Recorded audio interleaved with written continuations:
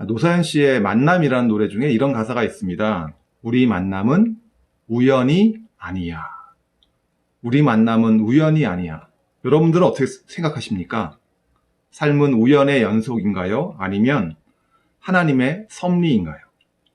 어떤 사람은 우연이라고 말하고 또 어떤 사람은 하나님의 섭리가 있다고 말합니다. 이 두 사람의 차이는 어디에서 오는 걸까요? 또 우리가 하나님의 섭리라고 말한다면 하나님의 인도를 따라 살기 위해서는 어떻게 해야 하는 걸까요? 오늘 빌립 집사님의 이야기를 통해서 우리가 생각해 보고자 합니다. 지난주에 스테반 집사님이 순교하셨다고 말씀드렸어요. 그 이후에 기독교인들을 향해서 박해가 이루어졌고 기독교인들은 사방으로 흩어졌습니다. 사도행전 8장 4절 5절 같이 읽겠습니다. 그런데 흩어진 사람들은 두루 돌아다니면서 말씀을 전하였다. 빌립은 사마리아 성에 내려가서 사람들에게 그리스도를 선포하였다. 이 사람들은 박해를 받는 와중에도 복음을 전했습니다. 빌립 집사님은 예루살렘 북쪽에 있는 사마리아 성에 가서 복음을 전했어요. 사마리아 사람들은 유대인하고는 별로 사이가 안 좋았죠. 근데 빌립은 헬라파 유대인이었어요. 그래서 그랬는지 모르지만 빌립 집사님은 사람을 차별하지 않고 사람을 가리지 않는 그런 유연한 사람이었습니다. 이렇게 사마리아에서 성공적으로 사역을 하고 있는 빌립 집사님에게 하나님의 천사가 임해서 말씀을 합니다. 8장 26절입니다. 그런데 주님의 천사가 빌립에게 말하였다. 일어나서 남쪽으로 나아가서 예루살렘에서 가사로 내려가는 길로 가거라. 그 길은 광야 길이다. 천사가 빌립에게 말하는 거예요. 천사가 빌립에게 자세하게 설명하지 않아요. 왜 내가 남쪽에 있는 광야 길로 가야 되는지, 가서 뭘 하라는 거야? 자세하게 추가적인 설명이 없어요. 그냥 가라는 겁니다. 하나님은 왜 이렇게 말씀하시는 걸까요? 왜 추가적으로 자세하게 설명 안 해주시는 거죠? 좀 더 자세히 설명해주면 더 좋을 것 같지 않으세요? 빌립은 지금요, 사마리아에서 성공적으로 사역하고 있어요. 지금 사마리아의 공동체를 어렵게 읽었고, 이 공동체를 지금 떠난다는 건요, 쉽지 않은 결정이었을 겁니다. 하지만 빌립은 성령의 음성을 따라서 남쪽 광야길을 향해서 길을 떠났습니다. 그리고 그곳에서 한 이디오피아 내시를 발견했습니다. 27절, 28절입니다. 같이 읽겠습니다. 빌립은 일어나서 가다가 마침 에디오피아 사람 하나를 만났다. 그는 에디오피아 여왕 간다게의 고관으로 그 여왕의 모든 재정을 관리하는 내시였다. 그는 예배하러 예루살렘에 왔다가 돌아가는 길에 마차에 앉아서 예언자 이사야의 글을 읽고 있었다. 이 이디오피아 내시는요, 아마도 절기가 돼서 예루살렘 성에 방문했다가 에디오피아로 돌아가는 길이었던 것 같아요. 당시에는 외국인들 중에서도요, 유대교 성경을 읽으면서 하나님을 믿는 사람들이 있었습니다. 이방의 종교는요, 딴 걸 요구하지 않아요. 하나님께 이방의 종교에는 그냥 우상에게 제물만 바치면 그걸로 끝이에요. 뭐 도덕적으로 살아라, 거룩해져라 이런 말씀을 전혀 하지 않아요. 근데 유대교는 달랐어요. 유대교는 하나님이 거룩하시니 너희도 거룩해라 하면서 거룩성과 도덕성을 강조하는 종교였어요. 외국 사람들이 보기에 유대교는 뭔가 차별점이 있고 차이점이 있는 그런 종교였어요. 그래서 유대교의 매력을 느끼고 성경을 사서 읽고 예루살렘 성을 찾아오는 외국인들이 있었어요. 사도행전을 보면은 가끔 경건한 자라는 말이 나옵니다. 이 경건한 자는요, 외국인 중에서 유대교를 믿는 사람을 경건한 자라고 불렀어요. 믿지만 아직 개종하기 전의 사람들, 이런 사람들을 경건한 자라고 불렀습니다. 외국인들도 유대교로 개종이 가능했을까요? 네, 가능했어요. 율법에 따라서 외국인들도 유대교로 개종이 가능했습니다. 그런데 내시는 어땠을까요? 내시는 불가능했습니다. 이 에디오피아 내시는요, 살면서 많은 걸 이룬 사람이에요. 권력을 가지고 있죠. 부를 가지고 있죠. 또 학식이 뛰어난 사람이었어요. 근데 유대교로는 개종이 불가능한 사람이었습니다. 하나님을 믿지만 하나님의 백성이 될 수 없는 그런 사람이었어요. 이 에디오피아 내시가 성지순례를 가서 예루살렘에 가서 아마도 성경을 구했던 것 같아요. 아마도 이사야서를 구하지 않았을까. 그래서 그 구한 귀한 성경을 읽으면서 집으로 돌아가는 중이었어요. 이사야서 53장을 읽으며 골똘히 생각을 합니다. 아니, 지금 선지자가 말하는 이 사람이 누구지? 양이 도살장으로 끌려가는 것처럼 이 사람이 끌려갔다는데 이 예언자가 묘사하는 사람이 누구지? 하면서 혼잣말을 하는 것을 옆에 있던 빌립이 들었습니다. 빌립이 묻습니다. 지금 당신 읽고 있는 내용을 이해하고 있습니까? 이 에디오피아 내시는 빌립을 청해서 수레 위에 오르시오 하고 빌립에게 성경에 대해서 묻고 가르침을 받습니다. 35절입니다. 같이 읽겠습니다. 빌립은 입을 열어서 이 성경 말씀에서부터 시작하여 예수에 관한 기쁜 소식을 전하였다. 이사야서에 나오는 고난받는 종이 바로 예수님이라는 것을 이야기하고 예수님이 십자가에 죽으시고 부활하심으로써 하나님이 보내신 메시아임이 입증되었다. 이 예수로부터 하나님의 새 언약이 시작되고 그 증거로 우리에게 하나님께서 성령을 보내주셨다. 이렇게 설명을 다 했어요. 이사야서 56장을 보시면 이방인과 내시도 하나님의 백성이 되는 이야기가 나옵니다. 이사야서 56장 4절 5절을 제가 읽어드릴게요. 이러한 사람들에게 주님께서 이렇게 말씀하신다. 비록 고자라 하더라도 나의 안식일을 지키고 나를 기쁘게 하는 일을 하고 나의 언약을 철저히 지키면 그들의 이름이 나의 성전과 나의 성벽 안에서 영원히 기억되도록 하겠다. 아들, 딸을 두어서 이름을 남기는 것보다 더 낫게 하여 주겠다. 그들의 이름이 잊혀지지 않도록 영원한 명성을 그들에게 주겠다. 이렇게요. 이방인과 내시도 차별 없이 하나님의 백성으로 받아들여지는 장면이 나옵니다. 이 에디오피아 내시 입장에서는 그토록 자신이 개종을 하기를 원했어요. 하나님을 믿어요. 하지만 하나님의 백성이 될 수 없었어요.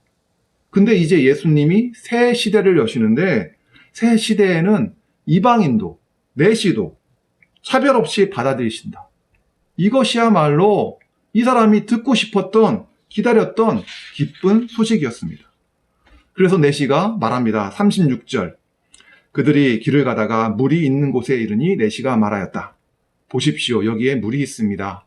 내가 세례를 받는 데에 무슨 거리낌이 되는 것이라도 있습니까? 빌립 집사님도 전혀 거리낌 없이 이 에디오피아 사람에게 세례를 줍니다. 2세기에 활동했던 이레니우스는요, 나중에 이런 말을 해요. 이 내시가 에디오피아의 첫 전도자가 되었다. 이런 말을 남겨요. 우리는 이 이야기를 읽으면서 하나님 하시는 일이 참 놀랍다. 참 절묘한 순간에 이 두 사람이 만나지 않습니까? 에디오피아 내시가 마음을 열고 복음을 받아들일 수 있는 딱 그 타이밍을 맞춰가지고 이 두 사람을 만나게 하는 참 놀라운 것을 우리는 발견합니다. 여러분 생각이 어떻습니까? 이 두 사람의 만남이 우연이었을까요? 아니면 하나님의 이끄심을 통한 만남이었을까요? 빌립과 이 내시, 이 두 사람은요, 전혀 공통점이 없어요. 사는 곳이 다르고, 국적이 다르고, 신분이 다르고, 한마디로 노는 물이 다른 사람들이었습니다. 빌립이 그때 하나님의 음성에 순종해서 그때 그 광야길로 가지 않았다면 이 두 사람은 평생 만날 일이 없는 사람들이었어요. 근데 이 두 사람이 어떤 각본에 따라 움직이듯이 척척척척 맞아들어서 탁 만나는 것을 우리가 봅니다. 주님의 인도를 따라 사는 것, 주님과 동행하는 것, 이것을 경험한 빌립은요, 앞으로도 어떻게 살았을까요? 계속적으로 하나님의 음성에 순종하며 하나님과 동행하면서 하는 삶을 살았을 것 같아요. 만약에 나한테 하나님이 이렇게 명령하셨다면 나는 어떻게 행동했을까요? 제가 싫어하는 게 세 가지가 있습니다. 첫 번째는 남이 시키는 거 하는 거. 두 번째는 기약 없이 기다리는 거. 세 번째는 미래가 불확실한 거. 저는 이 세 가지가 싫어요. 지금 바로 눈앞에서 결과를 확인할 수 있는 그런 확실한 일을 좋아하지, 언제 이루어질지도 모르는 불확실한 거를 또 남이 시킨다면은 더더욱 하기가 싫겠죠.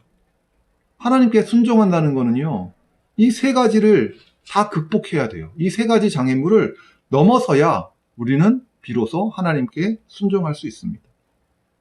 하나님은 우리에게 자세하게 앞으로의 일을 가르쳐 주지 않아요. 어떤 경우는 그런 경우도 있습니다. 하지만 모든 경우에 다 가르쳐 주지는 않습니다. 빌립 집사님도 그 광야에 가면은 에디오피아 사람 네시를 만날 거를 예상을 했을까요? 저는 몰랐을 거라고 생각해요. 그는 무슨 일인지도 모르고 순종하는 마음으로 광야로 가라니까 광야로 간 거예요.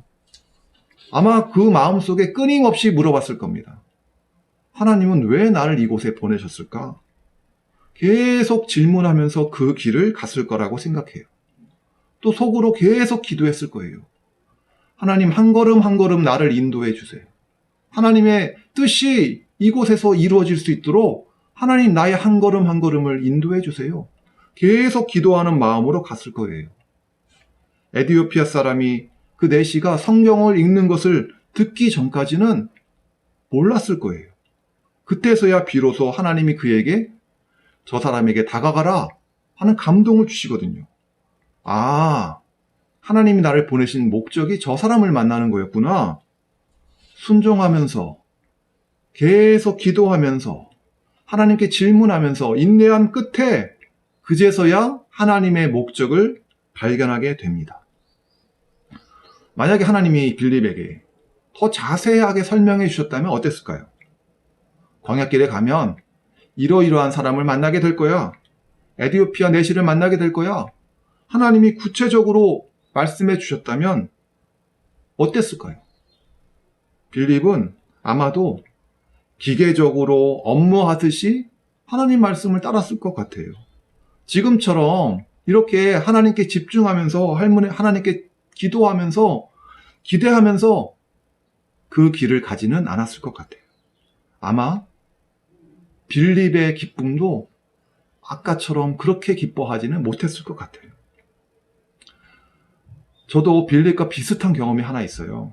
제가 집사 시절에 어린이 전도협회에서 하는 3일 클럽 훈련을 받을 때에 클럽을 마쳤을 때 한 집사님이 저한테 저를 콕 집어서 부탁을 하셨어요. 김상존 집사가 양평에 와서 같이 전도했으면 좋겠다고. 그러는 거예요. 근데 저는 양평에 아무런 연고가 없어요. 양평에 산 적도 없고 왜 그 집사님이 나를 콕 집어서 부르는지 전혀 이해가 되지 않았어요. 그래도 순종하는 마음으로 양평을 가겠다고 갔어요. 근데 그날따라 차가 엄청 막히는 거예요. 그래서 예상했던 시간보다 늦게 도착을 했어요. 가보니까 애들 다 집에 갔어요. 학교에 애들이 없는 거예요. 그래도 모르지 하면서 초등학교에 갔더니 운동장에 딱 한 명이 남아가지고 축구 골대를 향해서 혼자서 축구공을 뻥뻥 차고 있었어요. 혼자서 공 차고 놀고 있었어요. 그래서 걔한테 다가가서 물었습니다. 오늘 왜 너 혼자 남아있니? 오늘 왜 이렇게 늦게까지 남아있는 거야? 물어봤더니 걔가 그래요. 자기가 오늘 학교 대표로 테니스 대회 나가서 대회 끝나고 오느라고 오늘 좀 늦었대요.